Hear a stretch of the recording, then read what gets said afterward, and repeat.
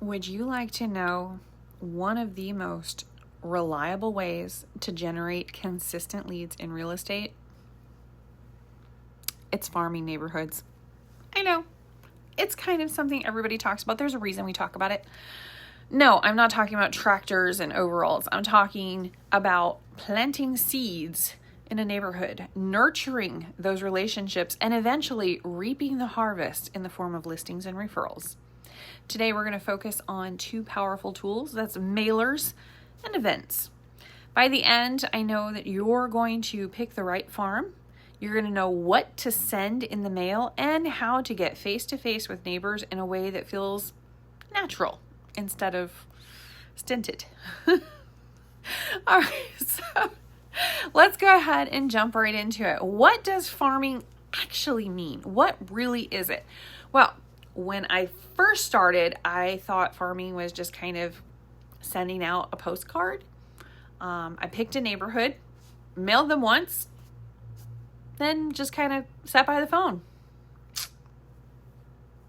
Spoiler alert, no one called. After about 6 months of nothing, I figured, it didn't work. But then I found out you actually have to have consistency. If you have consistency, then all of a sudden something clicks. A homeowner of an expired listing I mailed called me and said, I am dying to reach out to you. Your mailers really stood out. You are clearly the one I want to hire. Okay, that was awesome. That was my first listing from farming, and it showed me that it isn't about instant results. It's about building trust over time. Definitely consistency. I actually have gotten many listings and sales over expireds because I didn't send just one. I sent out to all of them, and then I did it again 21 days later. And then I sent out a postcard after that. So it was this system, and I just kept the system going. And then I got to reap the results of that system. Farming a territory works as long as you're thinking long term. It is not an instant gratification type thing. Don't think that you're going to send out a whole slew of expired letters and then nothing happens. It's not going to happen right immediately. You're going to have to wait. You're going to have to consistently send stuff out, and then you get to reap. Be very careful on where you farm as well, okay? Just because it's dirt doesn't mean it's good soil, okay? Focus on a smaller area too, because you have to do this over and over and over again. If you're farming a specific area, like let's say it was my neighborhood. My neighborhood, there's over 1,000 houses. Am I going to send to that entire neighborhood? No. Most likely I'm going to send to 300 to 500 homes, because then I can afford to consistently market them. It is way better to consistently market 300 homes rather than sparsely or sporadically market to 1,000 homes. Okay, so it is a numbers game, but the numbers are more in the consistency than they are in the amount of people you send to. Okay, so I know it's so super easy to look at this huge area and you're like, yes, I want all of them. Okay, let's be real. Like, you can't afford to market this kind of marketing to all of them because it is a rather expensive way to market in the grand scheme of things. I know postcards don't send, postcards don't cost that much. Yeah, but postcards aren't also the best way to market either. They do work, don't get me wrong, they do work, but it's in an entire system, not just postcard, done. No, it has to be an entire system that you've got, and it's consistency, okay? So, and again, if you're sending out gobs and gobs of postcards, that's expensive too, so I don't know. Try to look for a neighborhood that has a lot of turnover. That means at least 5% of the homes are selling per year. If you live there or already know people, you got a head start, which is why I mentioned my own personal neighborhood. Now, does that mean that your own personal neighborhood is going to be the best one? No, that is not what that means. In fact, it might be the worst one. You might have to go outside of your neighborhood. If they're just not selling in that neighborhood, or it doesn't fit the criteria of what you're actually looking for. Just because you live there doesn't mean you have to do it. So pick a different neighborhood. It's fine. It is totally and completely fine. One of my agents picked a home farm, 1,200 houses. It looked great on paper until she realized about one postcard mailing in that she could not mail to them consistently and repeatedly. So she gave up after just a couple months. Another agent, though, picked 400 homes, mailed them every single month, and within a year, she had 3 closings. Okay, so that worked. Let me say this for the people in the back. Smaller and steady beats big and scattered every single time. Okay, so what kind of mailers are you actually going to send?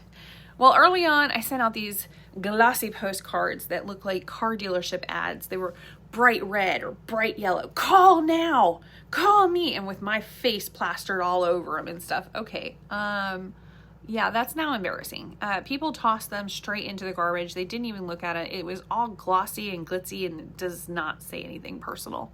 It didn't really even say anything much about who I was either. So it was a pretty bad misrepresentation, really, and just ended up being garbage fodder. What's a better idea? Well, sending out market updates, you can send those out in postcard form. It takes a little bit of, finagling, but yes, you can actually send them out. I had people stop me in the grocery store and say, I love your mailers. I keep them up on my fridge. That's awesome. That's what you want. Maybe do some recipes, maybe do a calendar or something like that. Do something that's giving them something, okay? Because over time, that's going to build a connection. It's not just advertising. You can maybe do, let's see, if you're doing your neighborhood, it's obviously going to be how many houses sold in the last month or what the average amount for houses in the neighborhood sold. That would be excellent information to share, and that shows that you know the neighborhood and that you care about what's going on in the neighborhood. You can do that absolutely every single month. You could also do just listed, just sold, all of that. They don't even have to be your listings. As long as you're not claiming they are and misrepresenting yourself, you can just say, here's everything that sold or just listed last month, and just share that information. Really, really cool. You could share tips and seasonal things, maybe like lawn care tips, hurricane prep if you're here in Ocala, some checklists for spring cleaning or, fall clean out. Maybe some holiday greetings, some thank yous, community shout outs, events coming up in the area.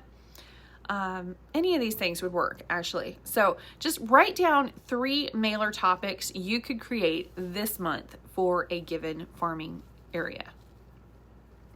Now, another thing that I mentioned was events. Okay, we actually do a lot of events here. We do events in the community, like the chili cook-off coming up, and I was just purchasing items for yesterday. Or you can do something like we do monthly. We do a home buyer workshop. This allows for a fantastic opportunity to get yourself out there and send out postcards, do Facebook ads. It's not necessarily just the event. Some people get too hung up on just the event. Oh my goodness, I only had 10 people show up, blah, blah, blah. No, you actually have a fantastic opportunity to market yourself and use the event as an excuse. Okay, that's fantastic. You can send out letters to people. You can send out postcards, especially to areas, if you're doing a home buyer workshop, to areas that people rent in, like in apartment complexes and stuff like that. They will hopefully look at it more, especially if it's an invitation. So I would definitely send it more as an invitation, especially a personalized one, if you can. That's going to be, especially if it's a generic one, it's going to be fairly inexpensive to do, but it would have the biggest results. Another thing you want to do if you're doing an event is do a giveaway. I know some people do like pumpkin pie giveaways this time of year, or maybe they'll do gift card giveaways. I think gift cards have kind of, they've kind of been done too much, but you do you. I like doing something a little more personal, but whatever. Make sure that when you do have an event, make sure that you're mailing out thank you cards. after the event is done. You can also, like we do here, we're doing in December, customer appreciation. And we're going to have, you know, families here this year with, we're going to try and do a bounce house, but it probably may, I don't know. We're still looking at that. But it's basically just some giveaways for families that are showing up, and we're offering them freebies and stuff, and just, you know, trying to make that personal connection with people, because for us, we have a lot of customers that are renting. So great if they're coming for an event, that means that maybe they will consider not renting anymore and maybe go ahead and purchase a home and purchase it through us because they have that connection. So do something seasonal, maybe a pumpkin giveaway. You can do a pie giveaway. You can do shredding day, and you can actually have one of those big old trucks show up and you can shred documents together because, you know, safety. Maybe we could do a big community yard sale or something and we could sponsor it. We could do an ice cream truck or a movie night in the park. There are so many different events that you can do, and just, you know, even if 10 people, you know, 10 families at an event, that's awesome. That turns into leads. That's great. All right. What do you want to do? Combine the two. If you're going to use mailers, go ahead and use those mailers to invite neighbors to events, even if it's an open house. Then use the photos and content and stuff like that for your next mailer. So wash, rinse, repeat. Okay. Keep getting those people into your events, get people excited about your events. And then at the event itself, make sure to document it. Okay. Get it on film. If it's not on social media, it didn't happen. I mean, that's the truth, right? All right. So maybe do after the event, even if you're doing like a shredding day or something like that, make sure and put those that come to the event in your CRM, and, you know, just send them something afterwards that's, you know, a little note that just says, thanks to everyone who joined us for free shredding day. We got over 100 boxes of paper recycled. Yay us, you know, something like that would be cool. Something that I do is I actually go to the thrift shops, and if you didn't know this, there's a lot of thrift shops that will have just piles of blank older thank you cards and holiday cards and just all sorts of stuff. And they'll just have like boxes of them for like $1. And you can go through there, and then you can send really super unique cards out to people. They normally have like the envelopes with them and everything. So just stacks of thank you cards and birthday cards and all sorts of stuff. So I have a big old stack at home in a box. And, you know, if I need a card for something, I have a whole slew of them, and it's completely and totally unique. And I try and, you know, find one in there that's going to speak to the person, you know, whatever. So instead of just getting like, okay, yes, we have the generic ones too, you know, just the little, you know, business type ones. Those, yeah, blank one. Okay, cool. We have those. But maybe something a little more personalized or something a little bit different, that might be a much better option. So, common mistakes to avoid. Hopefully you caught them all. Do not pick too large of a farm. Make sure that it's doable. Okay. A farmer that has no idea what they're doing or just starting out does not need 1,000 acres. Okay. That's just too much. It's too much. Don't give up too soon. Farming takes a good 6 to 12 months before you really see results, but then they just start flowing in, okay? So keep it consistently going, and it will consistently come in as well.